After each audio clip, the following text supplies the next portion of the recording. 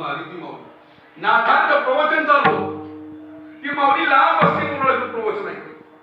प्रवचन तासभर केलं दखली दर्शन दिलं सगळी मंडळी निघून गेली की बाई त्या मुलाची नाथा कशाने पाया पडली मुलगा पाया पडला. हो नाथ म्हणून बाई प्रवचन ऐकलं मग का थांबली चालू महाराज पैठणची खेडेगावची हा माझा मुलगा 8 वर्षाचा आहे. हो गावबा नाव आहे गावबा 8 वर्षाचा मुलगा आहे.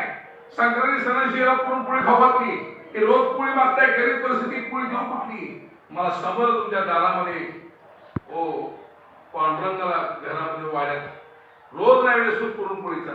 महाराज माझ्या मुलं तुमच्यापाशी सोडू का. माझ्या मुलाला पुरणपोळी खायला का तुमचा नाही जेवण खायला का.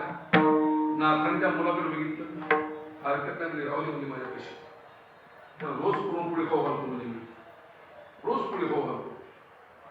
ते पोरग होतं विचित्र हट्टी होतं नवसाचं.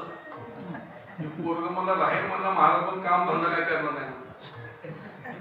नाही तर टाळलं पोतान सतरंग्यान कधी घेऊन ये पकवान घेऊन ये काय इथं काम करायला लाज वाटते.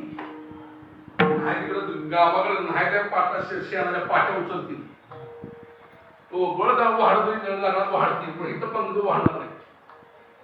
लय लाज वाटते तर लोकांना काम करणार. आम्ही असं काम करतो जागेवर काही